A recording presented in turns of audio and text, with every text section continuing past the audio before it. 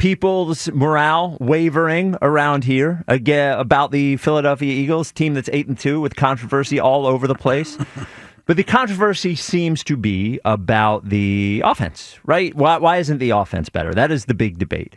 And the name I keep hearing is Kevin Patullo. And then after I hear Kevin Patullo, I hear Nick Sirianni, as if these two guys are the dumbest men on the planet.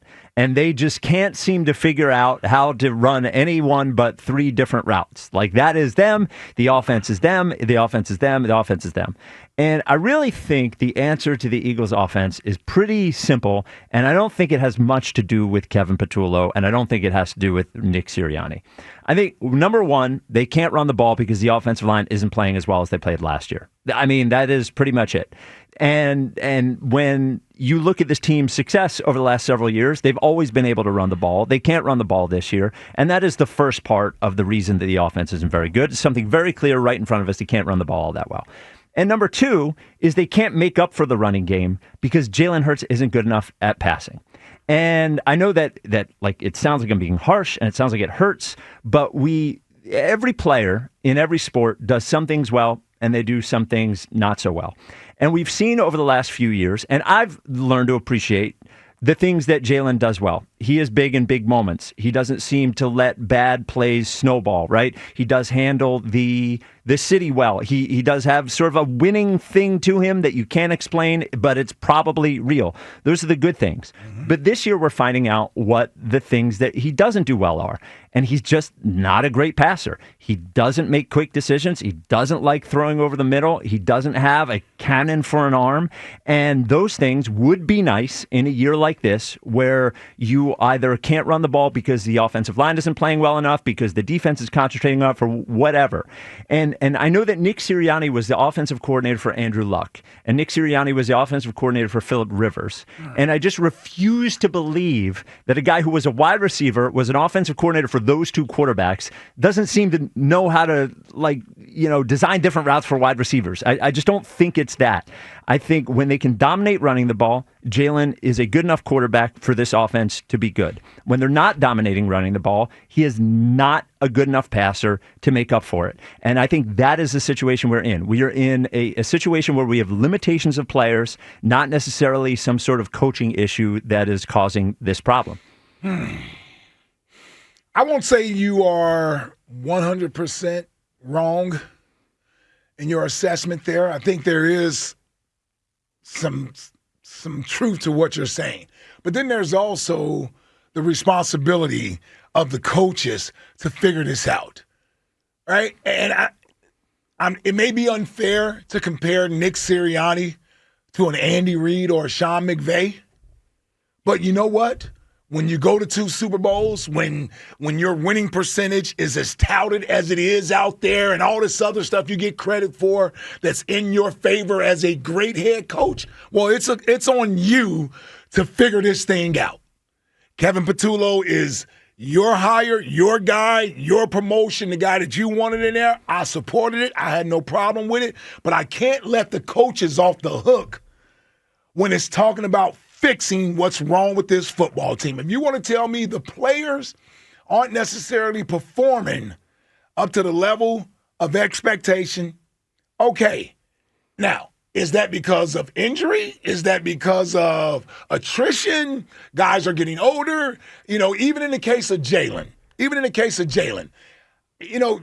I said in a broad sense yesterday that Jalen is the same quarterback he's always been. Now, I said it in a general sort of way. He's obviously improved in areas from where he was in his rookie year to his second year and things of that nature. But there is a limitation to his physical abilities as a quarterback.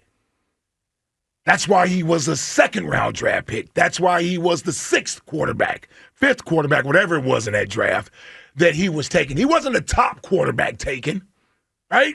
There's a reason why you go a little bit later, because there are some shortcomings that you have. And when you, as an organization, decide to draft a guy, let alone hitch your wagon to him in $250+ million, then you had better have the game plan to coach around those things that he may not do as well. So expecting him to be someone who threads the ball through a needle and all this other stuff, that's never been Jalen Hurts. So now we want Jalen to erase areas that other players and coaches aren't very good at. I get it. That's where the Josh Allens and the Lamar Jacksons and the Patrick Mahomes come into play at. That's what those guys can do. Jalen is a guy who sort of needs things to be ideal for him. And I don't think that's a knock because it's gotten you to 2 Super Bowls and it's gotten you a Super Bowl championship. So now all of a sudden, we can't say to ourselves, well, when everything is burning up around him, he needs to be the one to put the fire out every week. And it feels like that's what's become expected of him. And I get it, quarterback, salary, the debate and argument as to he should be appreciated at this level. I get all those things as to why someone would say, well, if that's true, then he should be able to do these things. I get it. I'm not saying you're wrong in that sense. I'm saying from a realistic perspective, I don't know if that's there. So for me, it's up to the coaches, Nick Sirianni and Kevin Patullo, to put their players in position to where they are at their best. Luckily for them, offensively, they have a great defense that's playing well right now. So you know what, Spike? No one's asking the offense to go score 30 points. Because you have a defense that's helping you out.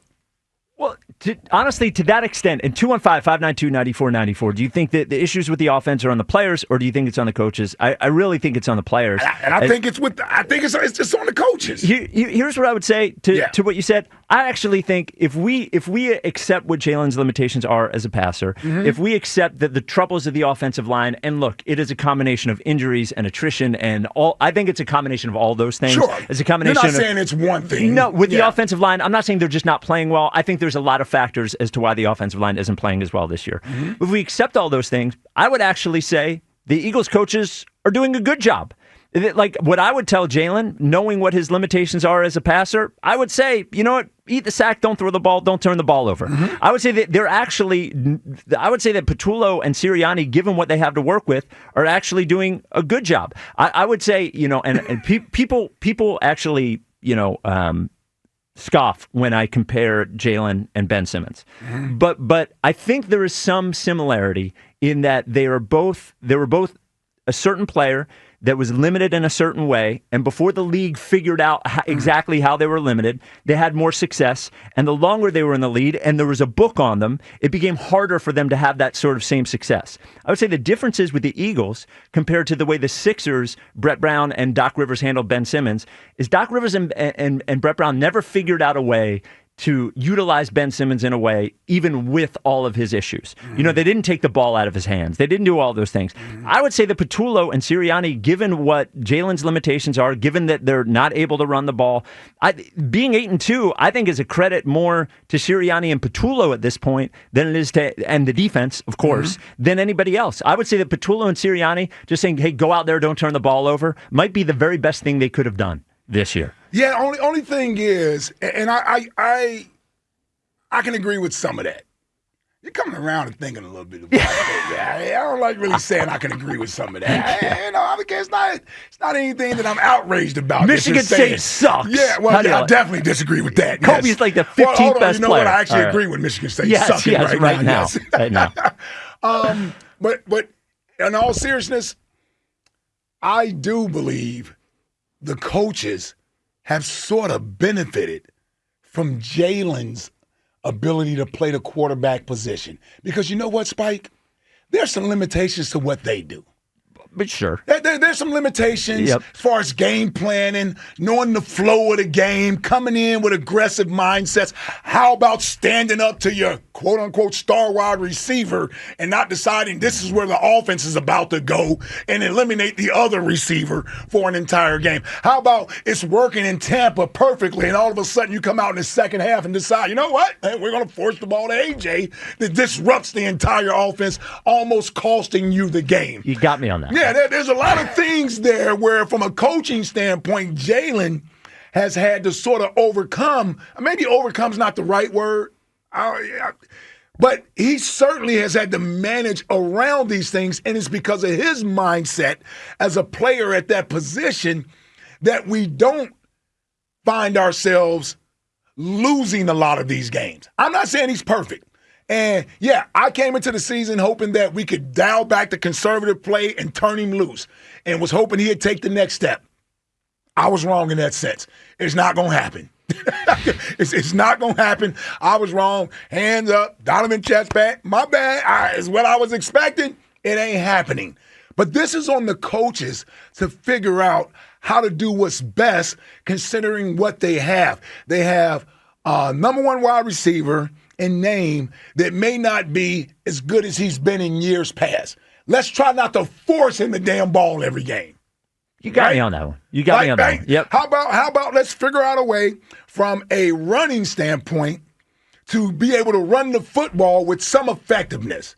And then there's decision making that goes on in the game that isn't always most ideal. And I'm saying to myself, give Jalen something to work with that is sustainable, that is it makes sense to him, and he'll go out there and make the plays that he needs to make for you to win football games. So that's why I go back to the coaches. You're right in a sense where you're saying they're doing the best job they can with what they have. That's essentially what you're saying. Yes, that's essentially what I'm saying. They're doing the best job they can do with what they have. Yep. I agree with that to a certain extent. All I'm saying is continue to do that. Continue to do that and stop being so persuaded by the noise on the outside. Which does seem like noise in the inside. Yes. Or the noise on the inside that becomes noise on the outside. Stop being persuaded by that stuff and have a game plan and stick to it. 2-5. Stick to it. Andy Reid ain't doing this stuff. No, he is Sean not. McVay ain't doing this stuff. He is not either. 215-592-9494. The Eagles' offense, is it not succeeding because of the players on the field or because of the coaches?